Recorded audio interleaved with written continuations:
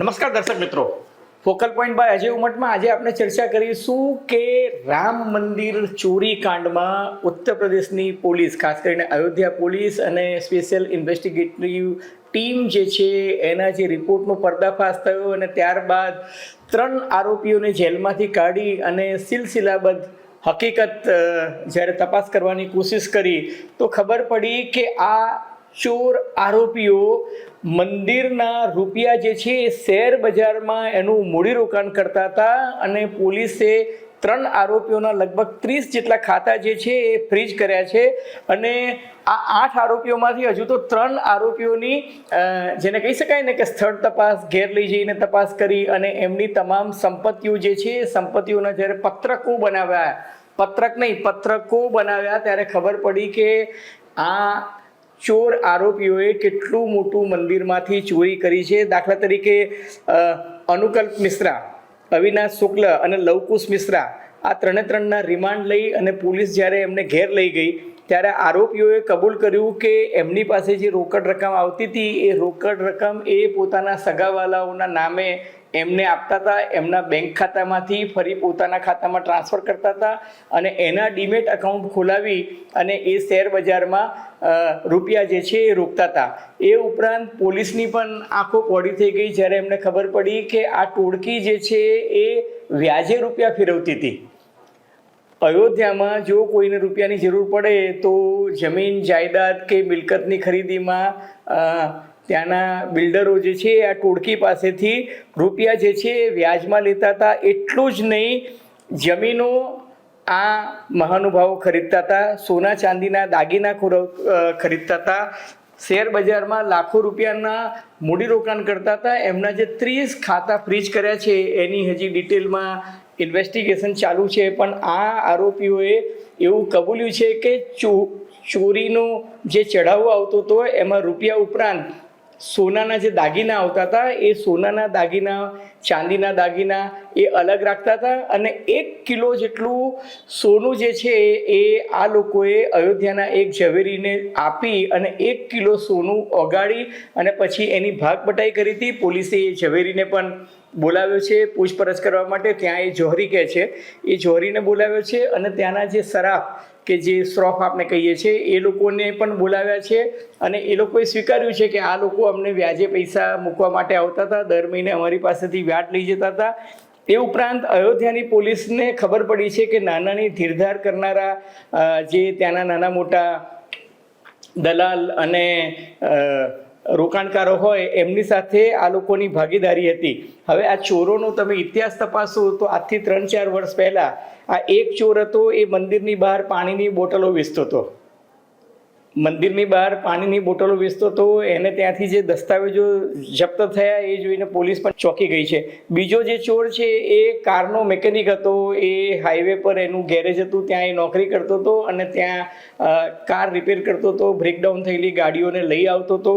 એ ચોર પણ કેટલું કમાઈ ગયો. હજુ મુખ્ય જે સૂત્રધાર છે ટિન્નુ યાદવ અને એનો ભત્રીજો સંદીપ, એ બેની તો હજુ પોલીસે જેલમાંથી રિમાન્ડ માટે એમને હજુ બહાર કાઢ્યા નથી, પરંતુ જે જમીનોના દસ્તાવેજ મળ્યા છે, દાખલા તરીકે એક દસ્તાવેજ જે અયોધ્યાની એક સોસાયટીનો ખબર પડી કે જ્યાં એ પ્લોટ લઈને બંગલા બનાવતા હતા, તો એમાં 70% રકમ જે છે એ બિલ્ડરને અને જમીનના માલિકને રોકડમાં આપતા હતા અને 30% રકમનો જ એ દસ્તાવેજ બનાવતા હતા. એટલે વ્હાઇટમાં 30% અને બ્લેકમાં 70% રકમ આ લોકો ચૂકવતા હતા. એમની પાસે અલગ અલગ જમીનોના દસ્તાવેજો મળી આવ્યા છે. એની વિગતોમાં આપણે એટલું બધું નથી પડતા, પણ વોટ્સએપ ચેટ હતી આ લોકોનું જે ગ્રુપ હતું એ ગ્રુપમાં જે વોટ્સએપ ચેટ થતી હતી એમાં બધા પોતે કેટલી ચોરી કરી એનો બહુ સાવકારીથી હિસાબ આપતા હતા અને પછી એ રકમ એક જગ્યાએ જમા થતી હતી. મહિનાના અંતે એની ભાગબટાઈ થઈ જતી હતી.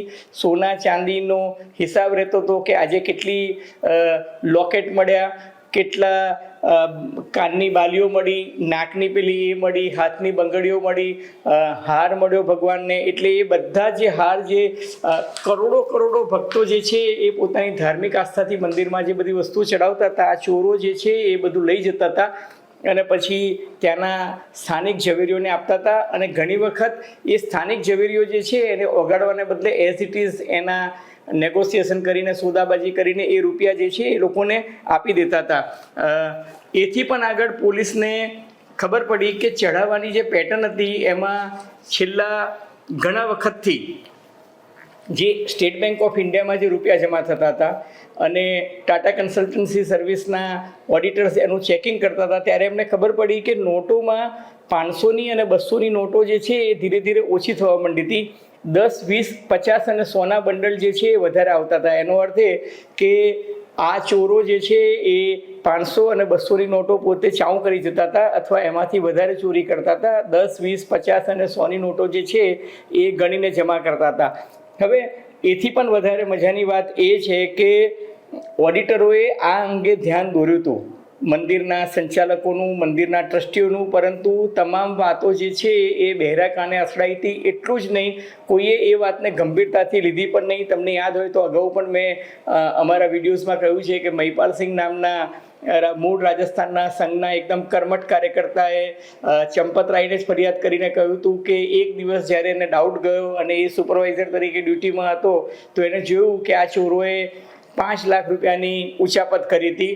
એ ઉચાપતના રકમ તો એને તાત્કાલિક જમા કરાવડાવી દીધી મંદિરમાં, પરંતુ ચંપતરાયે એ લોકોની સામે પગલાં લેવાને બદલે મહિપાલસિંહ નામના પ્રમાણિક માણસ છે એને જ કાઢી મૂક્યો. એ જ રીતના વર્માજી નામના એક એન્જિનિયર હતા, એને મંદિરના નિર્માણમાં ગોપાલ રાવ અને અનિલ મિશ્રાની ટોળકી જે છે એ 40% કોન્ટ્રાક્ટરો પાસેથી કિકબેક અથવા તો કટકી લેતી હતી. એની પણ ફરિયાદ ચંપતરાય પાસે ગઈ, પણ ચંપતરાયે એક્શન લેવાને બદલે બિચારા વર્માજીને કાઢી મૂક્યા. અને બીજું કે જે 45 દિવસના સીસીટીવી ફૂટેજ જે મળ્યા છે 25 એપ્રિલથી 5 જૂન સુધીના, એમાં ખબર પડી છે કે 70 વખત એટલે 45 દિવસમાં 70 વખત આ ટોળકી જે છે એ ચોરી કરતા કેમેરામાં રંગે હાથ પકડાઈ હતી. પણ કેમેરા અને સીસીટીવી રાખવાનો અર્થ શું જો એનું મોનિટરિંગ ના થતું હોય. મજાની વાત એ છે કે જતા અને આવતા એન્ટ્રી અને એક્ઝિટ વખતે આ ટોળકીની કોઈ ચેકિંગ થતું નહોતું. અગાઉ બધાના ચેકિંગનો નિયમ હતો, એ નિયમ તોડીને રેન્ડમ ચેકિંગનો નિયમ આવી ગયો હતો. એટલે ચંપતરાયના આ બધા ચાહતા હતા એનું કોઈ ચેકિંગ કરતું નહોતું. અને બીજું કે એમની 6 જ કલાકની શિફ્ટ હતી, સવારે 9 થી 3 અને 6 થી 12. હવે એન્ટ્રી એક્ઝિટ પોઈન્ટ પર જો ચેકિંગ ના થતું હોય અને આ બધાને ખબર હોય કે ઉપરથી મહાનુભાવોનો આપણને ટેકો છે, તો એ બિંદાસપણે ચોરી કરતા હતા. હવે થયું છે એવું કે ટ્રસ્ટમાંથી ચંપતરાયની, અનિલ મિશ્રાની અને ગોપાલ રાવની બાદબાકી થઈ ગઈ છે. એટલે હવે જે નવા વહીવટદારો આવ્યા છે અથવા નવા ટ્રસ્ટી જેને જવાબદારી સોંપવામાં આવી છે, એ લોકોએ એક તો ચંપતરાયના જમાનામાં જે વીવીઆઈપી કલ્ચર હતું, ચિઠ્ઠીઓ જે ચાલતી હતી, વીવીઆઈપી પાસ ઇસ્યુ થતા હતા, એ વીવીઆઈપી પાસ બંધ કરી દીધા છે. બીજું કે એ લોકોએ તિરુપતિ બાલાજી અને પદ્મનાભ મંદિર જે છે ત્યાં જે સિક્યોરિટીની વ્યવસ્થા છે એ સિક્યોરિટીની વ્યવસ્થા હવે અયોધ્યા મંદિરમાં એ લઈ આવ્યા છે. દાખલા તરીકે દરેકને ડ્રેસ કોડ આપ્યો છે. રૂપિયા ગણનાર વ્યક્તિ જે છે એને એવા કપડાં પહેરવા પડે છે, પોતાના કપડાં લોકરમાં મૂકી દેવાના, પોતાની બધી ચીજ વસ્તુ લોકરમાં મૂકી દેવાની અને મંદિરના આપેલા કપડાં પહેરવાના જેમાં ખિસ્સું ન હોય અને માત્ર સદરો અને લેંગો જ હોય જેમાં ખિસ્સું ના હોય. જૂતા પહેરીને અંદર જવાની છૂટ નથી. આ ચોરો જે છે અંદર જૂતા પહેરીને જતા હતા. જૂતામાં, મોજામાં, લેંઘાના ખિસ્સામાં, રૂમાલમાં બધી જગ્યાએ રૂપિયા બાંધીને લઈ જતા હતા. એટલે આ બધી વસ્તુઓ બંધ કરાઈ. બીજું કે સિક્યોરિટી જે છે એ ટ્રિપલ સિક્યોરિટી કરી નાખી, એટલે કે ત્રિસ્તરીય સિક્યોરિટી કરી નાખી. જતી વખતે પણ 3 જગ્યાએ ચેકિંગ થાય, આવતી વખતે પણ 3 જગ્યાએ ચેકિંગ થાય. એટલે ડ્રેસ કોડ પણ આવી ગયો, 3 વખત ચેકિંગ પણ આવી ગયું અને શિફ્ટ જે છે એ સવારે 9 થી 6 અને 3 થી 12 હતી, એની જગ્યાએ સવારે 9 થી સાંજના 6 સુધી એક સિંગલ શિફ્ટ કરી નાખી. હવે આને કારણે અયોધ્યાના કર્મચારીઓ જે છે એમાં નારાજગી થઈ છે, કારણ કે નોકરીના કલાકો વધ્યા અને તમને નવાઈ લાગશે કે 14,500 રૂપિયા જ આપે છે. હવે મંદિરનું એવું કહેવું છે કે અમે તો એક આઉટસોર્સિંગ એજન્સી પાસે આ કામ કરાવીએ છીએ, એટલે લઘુત્તમ વેતન દરનો જે કાયદો છે ઉત્તર પ્રદેશના નિયમ પ્રમાણે એનું પાલન થાય છે કે નહીં આપણને ખબર નથી, પણ 14,500 રૂપિયાના પગારે આ કર્મચારીઓએ વિરોધ કર્યો અને હવે 23 કર્મચારીઓએ ગઈકાલે એટલે કે આજથી અમલમાં આવે એ રીતે 23 કર્મચારીઓએ સામૂહિક રાજીનામા આપી દીધા છે અને એમને એવું કહ્યું છે કે હવે જે રીતે કડકાઈ તમે દાખવી રહ્યા છો એટલે આ સંજોગોમાં અમે નોકરી કરી શકીએ તેમ નથી. ટૂંકમાં મંદિરે જ્યારે નિયમો કડક બનાવ્યા ત્યારે 14,500 રૂપિયામાં મંદિરમાં નોકરી કરવા માટે કોઈ હવે તૈયાર નથી. દરમિયાનમાં એક બીજો ઘટનાક્રમ એવો છે કે સંઘનું 3 દિવસીય સંમેલન કર્ણાટકના બેલગાવીમાં મળી રહ્યું છે અને એવું કહેવાય છે કે સંઘની પ્રતિષ્ઠાને બહુ જ મોટી ઝાંખપ લાગી છે. સંઘના જે સિનિયર પદાધિકારીઓ છે એ આ ઘટનાક્રમથી આહત થયા છે અને ત્યારે બેલગાવીમાં જે 3 દિવસીય સંમેલન મળી રહ્યું છે એમાં ભારતીય જનતા પાર્ટી સહિત 32 જેટલી ભગીની સંસ્થાઓ સંઘના સંમેલનમાં ઉપસ્થિત રહેવાની છે. મોહન ભાગવત જે સંઘના સુપ્રીમો છે એમની નિશ્રામાં જે બેઠકો મળવાની છે, દત્તાત્રેય હોસબોલે સાહેબ પણ એમાં હાજર રહેવાના છે.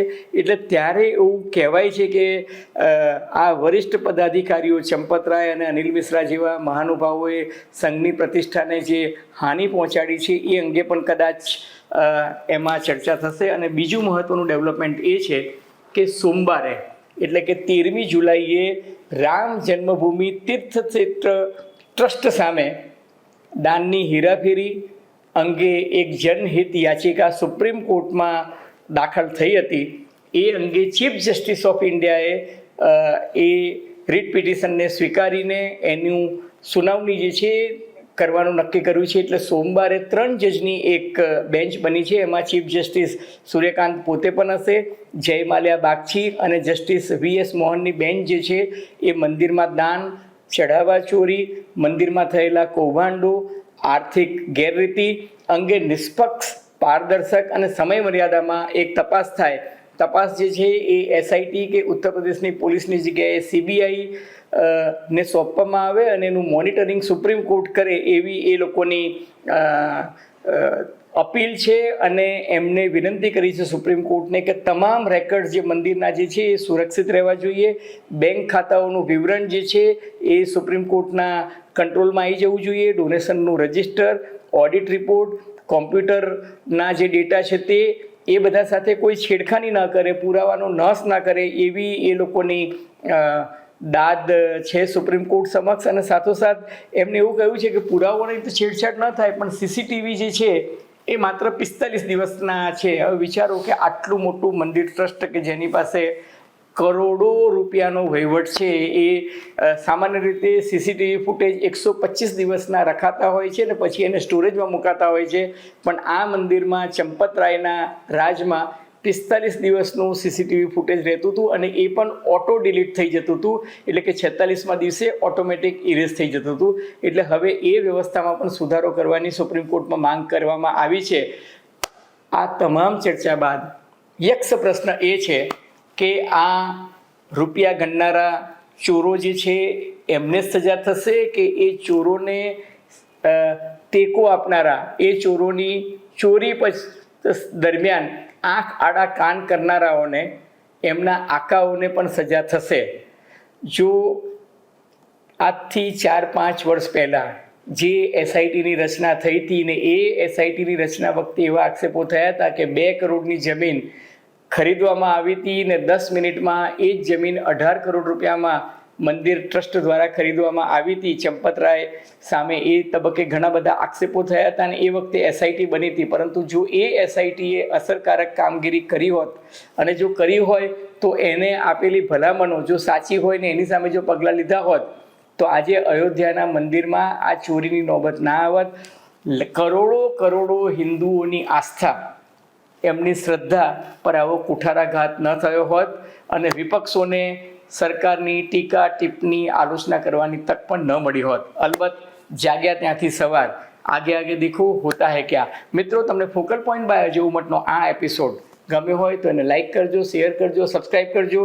વિના મૂલ્યે પેલું બેલ આઇકોનનું બટન અને સબસ્ક્રિપ્શનનું બટન દાબવાનું ભૂલતા નહીં, જેથી તમને અમારા નવા વિડીયોઝના નોટિફિકેશન્સ મળતા રહે. ધન્યવાદ, ખૂબ ખૂબ આભાર.